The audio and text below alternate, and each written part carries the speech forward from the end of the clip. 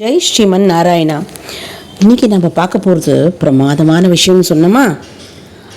அந்த ராமானுஜர் வழக்கம் போல் 700 சன்னியாசிகள் 10,000 சீடர்கள் புடைசூழ வந்து நம்மளோட அந்த குழந்தையை கேட்குறாரு. எல்லாருக்கும் புகலிடமாக இருக்கிற பெருமாள் உனக்கு ஏமா போக்கிட்டம்னு சொன்னதுக்கப்புறம் ஆரம்பித்தான்னு சொன்னமே. ஃபஸ்ட்டு சொன்னால் அழைத்து வருகிறேன் என்றேனோ அக்ரூவரே போகிற அகமொழிந்து விட்டேனோ விதிரனே போல. இப்போ என்ன சொல்கிறா? தேகத்தை விட்டேனோ ரிஷி பத்தினியை போல. என்ன அர்த்தம் அப்படின்னா, அந்த காலத்தில் ப்ராப்பகண்டா அப்படிங்கிறது எப்படின்னா, இந்த கோபியர்கள் மூலமாக தான் நடக்குமா. ஏன்னா அவள் தயிர் பால் விற்கிறதுக்கு எல்லா இடத்துக்கும் போவாள். அப்போ பக்கத்து ஊர்லலாம் இருக்கிற ஒரு அந்தன பெண்கள், ஏன்னா அந்தனர்கள்லாம் மாடு மேய்ச்சி இப்போ பால் இல்லையா, அவளை வெளியில் தானே வாங்குவாள். நெய் பால்லாம் வெளியில் வாங்கி எல்லாம் ஆச்சாரமாக இருப்பாள். இவள் கொண்டு கொடுக்கும்போது எப்போ பார்த்தாலும் இவன் கிருஷ்ணரை பற்றி தான் பேசுவாள். கிருஷ்ணரா பூதனாவை கொண்டுட்டாராம் குண்ட வயசுலேயே, சக்கடாச்சுரன் வந்தாராம் இப்படின்னு இவரை பற்றி புகழ பரவி அவளுக்கெல்லாம் ஒரு ஆசை. அது அவ்வளோ அழகாக பார்க்குமா, அவ்வளோ சமுத்தான், அப்படி விளையாட்டு காமிக்கிறதான். கண்ணை ஒத்து விட்டுருமா, மாட்டை ஒத்து விட்டுருவாராம், கண்ணுக்குட்டியை சேர்த்து வச்சுடுவாராம். இப்படி அவர் பார்வையிலே அப்படியே பாலாக பொழியுமா. கோபியர்கள் வேலையை விட்டுட்டு அங்கேயே தான் உட்காண்ட்ருக்காளாம். அவரை பார்க்க திக்கட்டாதான்.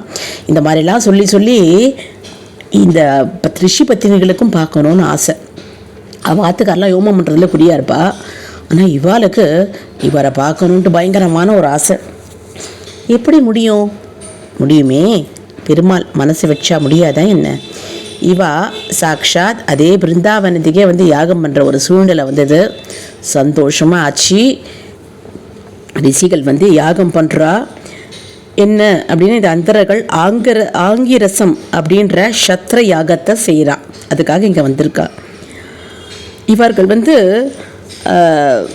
இந்த யாகம் பண்ணுறதுனால பெருமாளுக்கு தேவர்களுக்கு திருப்தி. இந்த மாதிரி யாகம் இந்தபடி வரும்போது அந்த கிருஷ்ணர் மாடு மேய்ச்சின்னு வரார். ஒரே பசி எல்லாருக்கும். கிருஷ்ணரும் பலராமன் கிட்டேயும் எல்லாம் கேட்குறா, சுவாமி பசிக்குது எங்களுக்குன்னு சொல்லிட்டு. கிருஷ்ணர் சொல்கிறாரு, கவலைப்படாதீங்க, பக்கத்தில் சொர்க்கம் சொல்கிற விருப்பத்தோட அந்தனர்கள் ஆங்கிரசம் சத்திரயாகத்தை செய்கிறார்கள். நீங்கள் போய் அங்கே போய் எனக்கு கிருஷ்ணர் வந்திருக்கான்னு சொல்லுங்கோ, பலராமனும் கிருஷ்ணருக்கும் சாப்பாடு வேணும்னு சொல்லுங்க. அவள் அதே மாதிரியே சொல்கிறேன், அந்தனர்களே நாங்கள் இடையர்கள், கிருஷ்ணர் கூறியதை அப்படியே செய்வோம். கிருஷ்ணரும் பலராமன் தான் எங்களை இங்கே அமிச்சா. அவள் சொல்கிறத கேளுங்க, உங்களுக்கு நன்மை அடையும். உங்களுக்கு அன்னம், எங்களுக்கு பசிக்குது, அதனால் அன்னம் கொடுக்கணும். பசுபலி அவளும் சொல்கிறதுங்கோ அந்த குழந்தைங்க இன்னும் ஞானம்மா. பசுபலி உள்ள அக்னி சோமிய வேள்வியும் சௌத்ராமணி வேள்வியும் தவிர மற்ற வேள்விகளின் வேள்வி புரியவர்களது உணவை மற்றவர்கள் உண்பதால் தோஷமில்லை அப்படின்னு பெருமாள் சொன்னார். எல்லாத்தையும் கேட்டு கண்டுக்காத மாதிரி இருந்துட்டான். அவளுக்கு பாருங்கள், வேள்வி புரிகிற இடம், காலம், அதுக்கு பயன்படுத்தக்கூடிய சரு, புரோடசம், மந்திரம், செய்முறை, வேள்வி புரிவர்களின் உதவியாளர்கள், அக்னி வேள்விக்குரிய இந்திரன் முதலிய தேவதைகள், வேள்வி புரிபவர், வேள்வி, அதனால் உருவெடுக்கின்ற தர்மம் எல்லாம் கிருஷ்ணர் தானே. இதை இந்த அந்தணர்களுக்கு தெரியல. இதை கேட்டுட்டு சிரிச்சார். சரி அவ தரலன்னா என்ன, நீங்கள் அந்தன பத்தினி கிட்ட போய் கேளுங்கோ அப்படின்ற. அதே மாதிரி அவளும் போகிறா. போயிட்டு அந்தன பத்திரிக்கைன்னா, அன்னையே இந்த பாருங்கோ, எங்களுக்கு ஒரே பசிக்குது, கிருஷ்ணரும் பலராமனும் அங்கே மாடு மேய்ச்சிட்டு பசியால் இருக்கா, நீங்கள் சாப்பாடு கொடுத்தீங்கன்னா அவள் நன்னா சாப்பிடுவா. என்ன கிருஷ்ணர் வந்திருக்காரா, பசிக்கிறதா, எனக்கு என்ன புண்ணியம் பண்ணோன்னு தெரியலையே. அதே மாதிரி பழம் விழுந்து பாலில் நழுவி அதை டைரெக்டாக வாயில் நழுவினா மாதிரி இப்படி சொல்கிறியப்பா, படன்னு பரப்பரப்பாக அடைஞ்சி கடிச்சு கொடுக்கறது, நக்கி சாப்பிட்றது, உறிஞ்சி சாப்பிட்றது, 4 வகை உணவையும் நல்லா பாத்திரத்தில் போட்டுண்டு அப்படியே எல்லாம் கடன்னு ஆறு எப்படி கடலை நோக்கி ஓடுமோ அந்த மாதிரி ஓடி கொடுத்தா. அங்கே போனான்.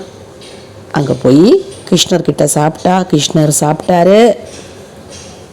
பாக்யவதிகளே, உங்கள் வரவு நல்வரவு, ரொம்ப சந்தோஷம், உங்களோட மனசுக்காக தான் நான் உங்ககிட்ட சாப்பிட்றேன்.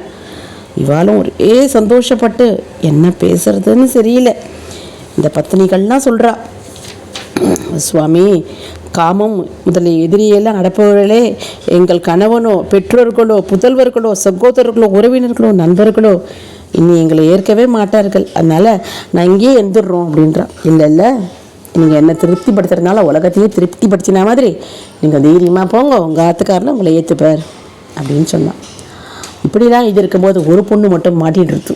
எல்லாம் ஓடி வந்துருத்துங்களோ இல்லையா, சாப்பாடு எடுத்துகிட்டு ஒன்றுத்த மட்டும் அவள் ஆத்துக்கார் பலவந்தரமாக பிடிச்சி இழுத்து விட்டார். அவளால் திமிரிண்டு போட முடியல. ஏன்னா ஆம்பளைங்களுக்கு என்றைக்குமே ஒரு ஒரு ஒரு துவேஷம் ஜாஸ்தி. அந்த ஒய்ஃப்னால கல்யாணம் பண்ணிட்டு வந்துட்டா நமக்கு தான் அடிமை அப்படின்னு. ஆனால் அப்படிலாம் கிடையாது. எல்லாருமே பெருமாளுக்கு மட்டும்தான் அடிமை அப்படிங்கிறது அது அந்தணர்களுக்கு தெரியல. உண்மையான விஷயம் அந்தணர்களுக்கு தெரியல. இந்த மாதிரி நிறைய பேர் இருக்கா. கல்யாணம் பண்ணிட்டு வந்துட்டான்னு வச்சுக்கோங்களேன், அந்த ஒய்ஃப்க்கு எந்த ஒரு சுதந்திரமுமே கிடையாது. படிக்கலைன்னா கேட்கவே வேண்டாம். படித்தாலாவது ஒரு 4 வாரத்தை இழுத்தாவது பேசி சந்தோஷமாக இருக்க முடியும். படிக்காதவளுக்கு அந்த பாகியமும் இல்லை. எதுவும் பேச முடியாது. ஏன்னா படிக்காத இல்லையா, பைசாக்கு பிரச்சனை இல்லை, எதுவும் சொல்லணும் அட்டைக்கி விட்டுருவா பாவம். இந்த மாதிரி பெண்களை பெருமாளை தவிர மிச்சம் யாருக்குமே பிடிக்காதுன்னு தான் உண்மை. பிடிச்சிட்டாரா இவ பார்த்தா, இந்த உடம்பை தானே நீ பிடிச்சி இருக்கிற, வச்சுக்கோ, இந்த உடம்பை நீ வச்சுக்கோ, ஆனால் என் ஆத்மா உனக்கு கிடையாது, அது பெருமாளுக்கு தான் அப்படின்னு பட்டுன்னு உயிரை விட்டா. துக்கம் தாங்க முடியல. அவ்வளோதான். துக்கமும் படுத்து, இன்பமும் கொடுத்து, சந்தோஷமும் படுத்து, ஒரு மாதிரி பெருமாளை நினச்சி ஒரு ஏக்க நிலையினால பெருமாள் அப்படியே மோட்சத்தை கொடுத்துட்டார் அதே இடத்துல. அதை பாருங்கள், அந்த பிராமணனுக்கு அடுத்த நாள் காப்பிலேருந்து எல்லாமே போச்சு. இன்னொருக்கிட்ட கையெழுத்துன மாதிரி நிலைமை வந்துடுத்து பாருங்க.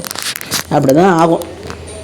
இந்த ஸ்ரீகளை சமப்படுத்துகிறவர்களுக்கெல்லாம் கடைசி வரலையும் இந்த கஷ்டம் தான். நான் பாருங்க, இந்த பத்திரிகைகள்லாம் எடுத்து சாப்பாடை கொடுக்குறதுக்கு முன்னாடியே அவளோட ஆத்மா பெருமாள்கிட்ட போய் சேர்ந்து போச்சு.